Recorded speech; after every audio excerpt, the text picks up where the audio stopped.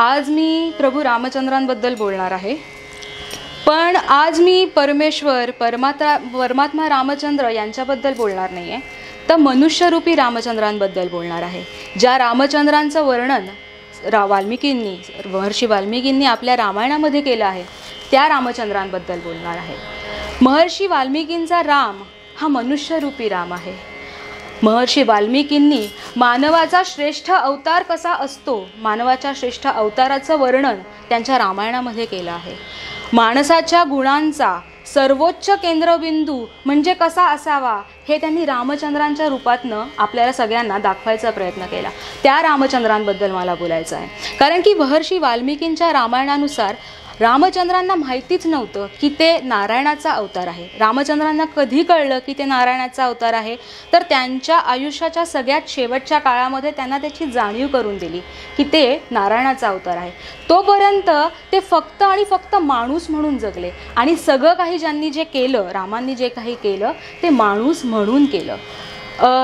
रामायण जेव्हा झालं, म्हणजे रावणाचा जेव्हा वध झाला, जेव्हा रावण पडला, तेव्हाची एक गोष्ट आहे, तेव्हा एक घडलेली घटना आहे की सगळेजण इतके आनंदित झाले होते, कारण रावण अतिशय क्रूर होता, अतिशय दुष्ट होता आणि त्याच्या त्रासाने पीडित झालेल्या लोकांना इतका त्रास झाला होता की देवांनी जेव्हा रावणाला थांबवायचा प्रयत्न केला, तेव्हा देवांना सुद्धा रावणाने हरवलं आणि देवांना बंदी बनवलं. अशा रावणाला रामाने जेव्हा ठार केलं, तेव्हा लोकांना वाटायला लागलं, अरे हा तर परमेश्वराचा अवतार, तुम्ही म्हणजे परब्रह्म, तुम्ही म्हणजे साक्षात परमेश्वर, भगवंताचाच तुम्ही अवतार, असे जेव्हा रामांना सगळेजण बोलायला लागले, तेव्हा रामाने त्यांना शांत केलं आणि म्हणाले, नाही, मला परमेश्वराचा अवतार आहे की नाही हे मला माहिती नाही. वाल्मिकी रामायणामध्ये लिहिलेलं आहे, आत्माकम मानुषम मन्ये रामम दशरथात्मजम.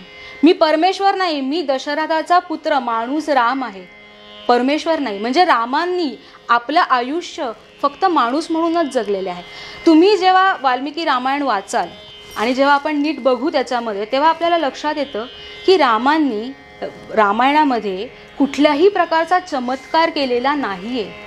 वाल्मिकी रामायणामध्ये श्रीरामांनी कुठल्याही प्रकारचा चमत्कार केला असं नमूद नाही आहे. भारतामध्ये एकूण 400 ते 500 प्रकारचे रामायण त्यानंतर लिहिले गेले. तुलसीदासांचं रामायण भक्ती रामायण आहे, पण वाल्मिकींचं रामायण हे मनुष्यरूपी रामायण आहे की मनुष्य रूपातला राम कसा असतो बघा. त्यांना काय दाखवायचं होतं की जर माणूस उत्तम कर्म करेल आणि चांगलं वागेल, तर नराचा काय होण्याची ताकद आहे, तर नरातनं साध्या याच्यातनं दिव्यत्वाकडे जायची या माणसाकडे ताकद आहे. ही माणसाची ताकद वाल्मिकींना रामायणातनं दाखवायची होती, म्हणून त्यांनी रामायणाची रचना केली. आपण जर बघितलं की भारतात जी काही संत मंडळी झाली, जी काही थोर व्यक्ती झाले, त्यांनी आपापल्या उपदेशांमधनं किंवा आपापले जे काही त्यांनी मांडलंय समाजापुढे, जे काही उपदेश किंवा त्यांचे अनुभव मांडले, त्याच्यामध्ये त्यांनी एकच सांगण्याचा प्रयत्न केला की जेव्हा माणूस आपल्या कर्मांचा चांगल्या कार्यासाठी उपयोग करतो, जेव्हा माणूस स्वतःचा स्वार्थ सोडून इतरांसाठी काहीतरी करण्याचा प्रयत्न करतो, तेव्हा तो त्याच्यातल्या परमेश्वर स्वरूपाला जागृत करत असतो. प्रत्येक माणसामध्ये परमेश्वराचा अंश आहे असे आपल्याला संत मंडळी म्हणतात. ते काय म्हणत असतात, ते असं का म्हणतात, कारण की त्यांना माहिती आहे की फक्त माणसामध्ये परमेश्वरासारखं काहीतरी कार्य करण्याची शक्ती आहे. ती ताकद फक्त परमेश्वराने माणसाला दिली आहे. पशूंना देखील ती ताकद नाही आहे. परंतु पशु आणि माणसांमधला महत्त्वाचा फरक काय आहे, आपल्याला वाटतं पशूंकडे ती ताकद नाही आहे, परंतु पशूंच्या देहाचा सुद्धा त्यांच्या मृत्यूनंतर उपयोग होतो. या काय म्हणतात जगामध्ये पशु हा प्रत्येक सृष्टीचा एक खूप महत्त्वाचा भाग आहे, कारण की ते काही ना काहीतरी कार्य करत असतात, त्यांचा कोणाला तरी उपयोग होत असतो. गंमत अशी आहे की त्यांच्या मृत्यूनंतर सुद्धा त्यांचा उपयोग होत असतो. कबीरजींनी त्यांच्या एका दोह्यामध्ये खूप उत्तमरित्या सांगितलंय, पशु की होत पन्हैया नरका कछु नहीं होय. पशु की होत पन्हैया नरका कछु नाही होत. म्हणजे पशु मेल्यानंतर सुद्धा त्याच्या शरीराचा निसर्गाला काहीतरी उपयोग आहे, त्याचं विघटन होतं, इतर प्राणी ते खातात, काही ना काहीतरी उपयोग पशुच्या शरीराचा मृत्यूनंतर सुद्धा आहे. परंतु त्याचा उपयोग जिवंतपणी आहे का, तो कर्म करू शकतो का? नाही. ती कर्म करण्याची ताकद कोणाकडे? फक्त माणसांकडे. कबीरजी पुढे काय म्हणतात? पशु की होत पन्हैया नर का कछु नहीं होय, पण जो नर करनी करई, जो नर करनी करई नरका नारायण होय. भजो रे भैया राम गोविंद रे, भजो रे भैया राम गोविंद रे, भजो रे भैया राम गोविंद रे.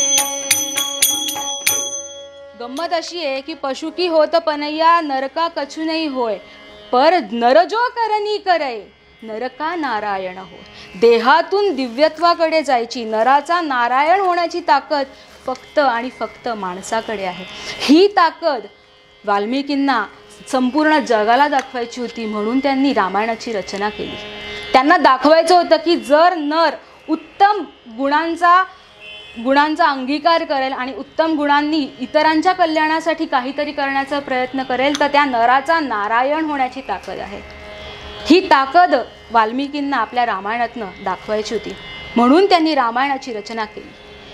आपण काय करतो? आपण खूप सोयीस्कर कामं करतो. आपल्याला माहिती आहे राम हा नारायणाचा अवतार होता, हे सगळ्यात शेवटी लोकांना रामायणातनं कळलं आहे.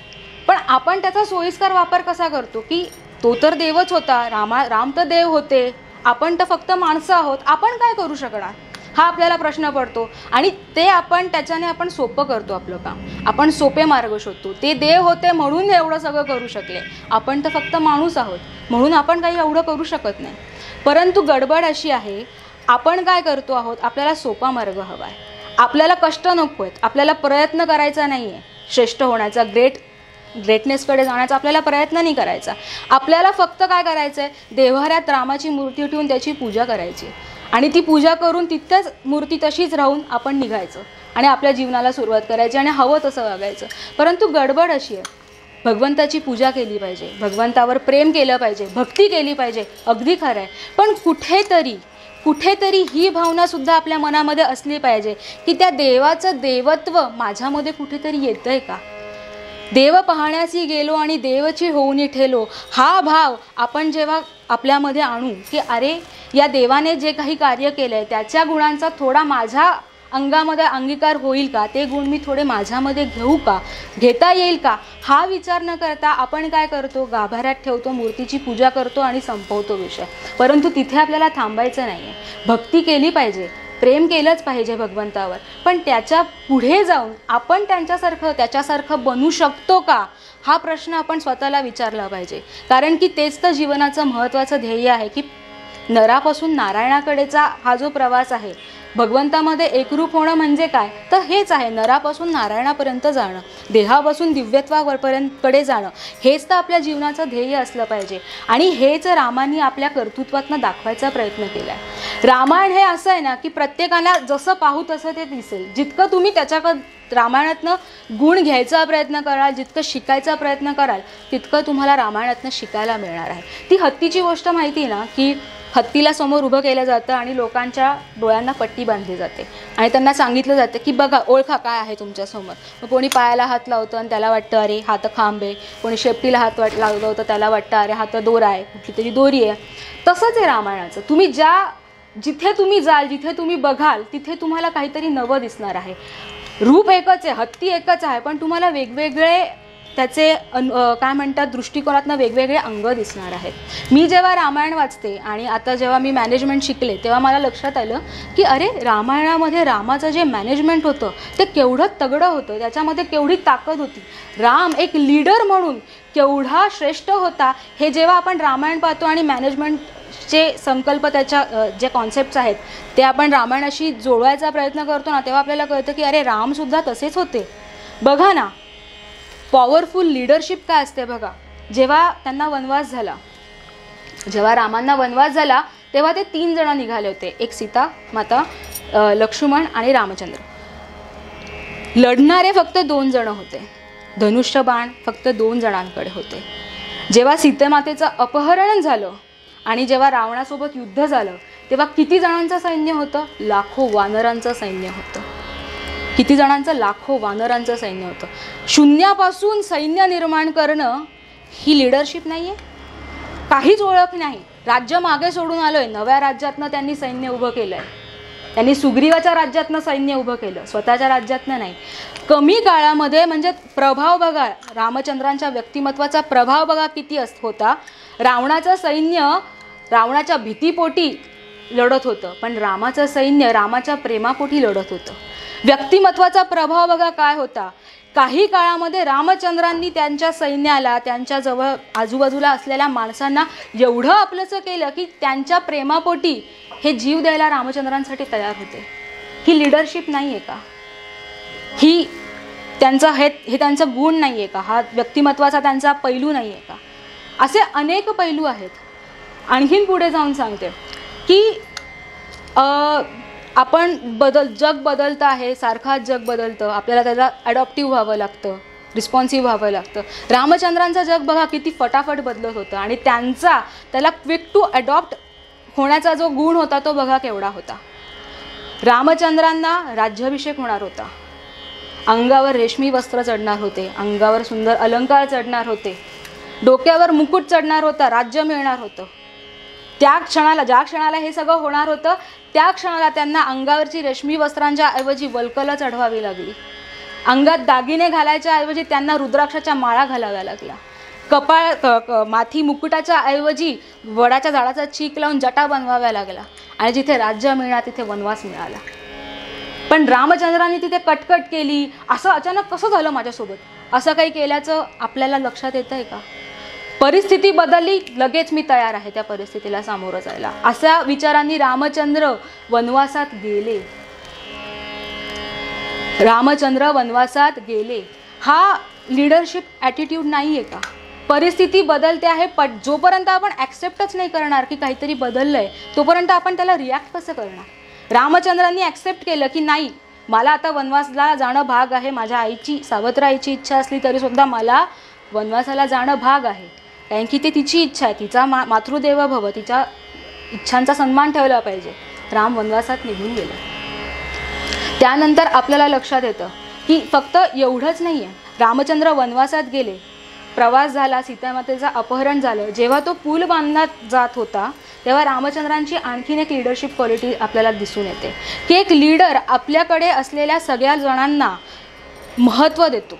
असं नाही म्हणत की तुझं काम श्रेष्ठ आहे आणि तुझं काम हीन आहे आणि तुझ्या कामाला एवढं महत्त्व नाही आहे आणि तुझ्या कामाचा एवढा फरक नाही पडणार, असं नाही. त्यांचा ॲटिट्यूड असा नसतो. जेव्हा ते रामसेतूचा पुलाचं बांधकाम चालू होतं तेव्हा वानर, हनुमंत, लक्ष्मण हे सगळेजण काम करत होते तिथे. आणि त्या वानरांसोबत खारुताई आणि चिमण्या हे सुद्धा आपापल्या चोचीमध्ये, आपापल्या हातामध्ये जे छोटे मोठे दगडं येतील ते त्या पुलामध्ये नेऊन टाकत होते. ते वानर हसायचे त्यांच्यावर, याच्याने काय होणार आहे असं म्हणून ते त्यांना चिडवायचे. पण रामचंद्रांनी त्यांना ते करण्यापासून थांबवलं आणि सांगितलं की नाही, हे जे करतायत ते सुद्धा महत्त्वाचं आहे, ते त्यांचा वाटा त्याच्यामध्ये देत आहे. त्यांनी असं नाही म्हटलं की तुझ्या याच्याने काय फरक पडणार आहे, एवढूशी तर तू आहे, असं नाही म्हटलं. त्यांनी त्यांना सुद्धा महत्त्व दिलं. त्याच रामसेतू बांधण्याच्या क्षणाच्या पूल बांधण्याच्या क्षणी त्यांचा आणखीन एक ॲटिट्यूड आपल्याला, लीडरशिप ॲटिट्यूड आपल्याला समोर दिसतो. ते म्हणजे जेव्हा बिभीषण समोर आला. बिभीषण जेव्हा रामचंद्रांना भेटायला आला, त्यांचा ओपन माइंड किती होतं, त्यांचा ओपन माइंडेडनेस बघा किती होता. की बिभीषण रामचंद्रांना भेटायला आला आणि म्हणाला की मला तुमच्यामध्ये सामील करून घ्या. तेव्हा रामचंद्रांनी त्यांना हकलून नाही दिलं किंवा असं नाही म्हणाले की तू तर माझ्या शत्रूचा सख्खा भाऊ आहे, मी तुला का बरं मदत करू किंवा मी तुला माझ्या सैन्यात का बरं घेऊ, मी कसा विश्वास ठेवू, असं नाही म्हणाले. त्यांनी त्यांना स्वीकारलं. त्यांनी दूरदृष्टीने पाहिलं की अरे हा सख्खा भाऊ आहे रावणाचा, याच्याकडनं आपल्याला किती मदत मिळू शकते.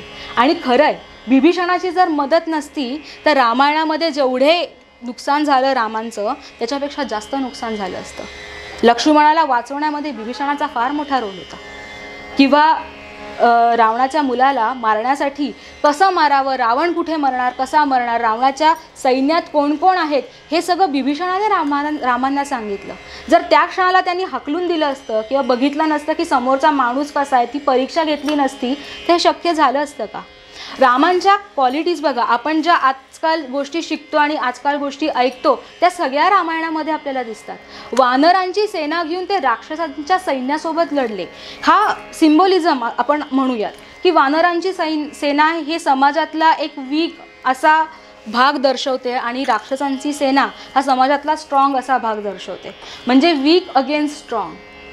तरीसुद्धा जिंकलो कोण? राम आणि वानरांची सेना. ती इंग्लिशमध्ये सध्या म्हण आहे ना की an army of sheep led by a lion can defeat an army of lions led by a sheep. जेव्हा चांगलं नेतृत्व असेल तेव्हा वानरांची सेना सुद्धा राक्षसांच्या सेनाविरुद्ध जिंकू शकते. हा नेतृत्व गुण नाही आहे का रामांचा? पुढे जाऊन जर आपण आणखीन बघितलं तर आपल्याला लक्षात येतं की रामांचा जो पूर्ण रामायणामध्ये ॲटिट्यूड आहे, ज्यांचं जे वागणं आहे ते केवढं संयमपूर्ण होतं, केवढा संयम होता त्यांच्यामध्ये. आयुष्यामध्ये चढ उतार प्रचंड येतात, पण त्यानुसार आपण आपलं बिहेवियर ठरवायचं का? आपण जसं आहोत तसं आपण राहायला पाहिजे किंवा आपण सामोऱ्या येणाऱ्या परिस्थितीला तोंड द्यायला पाहिजे संयम ठेवून. हे रामचंद्रांकडे पाहून आपल्याला शिकायला मिळतं. ज्या क्षणाला राज्याभिषेक होणार त्या क्षणाला वनवास मिळाला. वनवासामध्ये सीता हिचं अपहरण झालं, रावणाची युद्ध झालं. या सगळ्या पूर्ण या रामायणामध्ये असं कुठेतरी आढळलं आहे का की रामांनी संयम गमावला आणि आकांतांडव केला किंवा कटकट केली किंवा त्रास दिला कोणाला किंवा त्यांच्यामुळे कोणाला काही झालं? असं कुठेच रामायणामध्ये आढळत नाही. त्यांचा संयम हा केवढा शिकण्यासारखा आहे.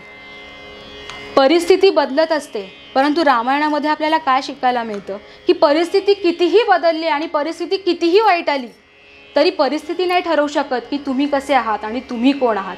तुम्ही आणि फक्त तुम्हीच ठरवतात की तुम्ही कोण आहात. परिस्थिती नाही ठरवू शकत. हे रामायणामधनं आपल्याला शिकायला मिळालं. एवढ्या सगळ्या गोष्टी आपल्याला रामायणामधनं शिकायला मिळतात, रामांकडनं शिकायला मिळतात. मग आपण त्यांना आपला आदर्श का मानायचा नाही? आपण त्यांना आपल्यासमोर का नाही आदर्श व्यक्ती म्हणून धरायचं? मॅनेजमेंट रामायणामध्ये सुद्धा शिकायला मिळते आपल्याला, फक्त बघायला पाहिजे. गंमत अशी ना की आपण फक्त भगवंत म्हणून त्याला तिथे सोडून देतो, पण नाही, भगवंताचे हे गुण जेव्हा आपण आत्मसात करू तेव्हा आपल्या जीवनाला थोडा तरी आणखीन काय म्हणतात मार्ग चांगला मिळेल. आणि भगवंताची हीच तर इच्छा आहे. रामाचे एवढे गुण होते म्हणून तर समर्थ रामदास स्वामी त्यांचे गुणगान गातात. उगच नाही रामदास स्वामी रामांचं गुणगान गात की राम कसे होते. कल्याणाचे जे कल्याण रघुरायाचे गुणगान. जे कल्याण करतात, चांगल्या लोकांसाठी चांगल्या गोष्टी करतात, अशा रामाचं गुणगान समर्थ उगच नाही गात. आणि हे सगळं आपण आपल्यामध्ये आणायचा प्रयत्न करणं किंवा रामायणामध्ये या अशा गोष्टी बघणं हे आजच्या तरुण पिढीसाठी खूप महत्त्वाचं आहे. कारण की आज जर तुम्ही तरुणांना सांगितलं की तू बाकी सगळं कामं सोड आणि रामाचं नाव घेत बस किंवा हे करत बस, तर ते त्यांना फक्त चालणार नाही आहे. त्यांना भक्ती कशी, भक्तीच्या मार्गाकडे नेण्यासाठी आधी राम काय आहे हे तर समजू द्या. रामावर प्रेम करण्यासाठी आधी राम काय आहे हे तर समजू द्या. आणि जेव्हा ते रामायणातलं हे मॅनेजमेंट बघतील तेव्हा त्यांना साहजिकच रामायणाचं आकर्षण वाटणार आहे. आणि जेव्हा रामायणाचं आकर्षण वाटेल तेव्हा त्यांना राम कळेल आणि हळूहळू रामराज्य यायला वेळ नाही लागणार. जितके लोक रामाचा गुण अनुसरतील तितके लवकर रामराज्य येईल. रामराज्य म्हणजे काय? जिथे अन्याय नाही आहे, जिथे चुकीचं नाही आहे, हेच रामराज्य ना. गंमत अशी ना की आपल्याला हे करायची गरज आहे. रामायणातल्या रामाचे गुण आपल्याला अंगीकार करायची गरज आहे. याचं कारण काय आहे तर आजच्या जगामध्ये आपण पाहिले तर इतका वाईट गोष्टी घडतात, इतके रावण निर्माण झाले आहेत की या रावणांना सामोरं जाण्यासाठी रामांची सुद्धा निर्मिती करायची गरज आहे ना. ते का हिंदीमध्ये मी एक वाक्य ऐकलं होतं, किस रावण के हाथ काटू में किस लंका को आग लगाऊ. किस रावण के हाथ काटू में किस लंका को आग लगाऊ. पग पग रावण पग पग लंका इतने राम कहाँ से लाऊ. त्या सगळ्या रावणांना तोंड देण्यासाठी रामांची गरज आहे. आणि हे राम काय आहेत हे आपल्याला रामायणात वाचल्याशिवाय की राम समजून घेतल्याशिवाय कळणार नाही. आणि ते समजावे म्हणून आपल्याला समर्थ सारखे सांगताय राम गावा राम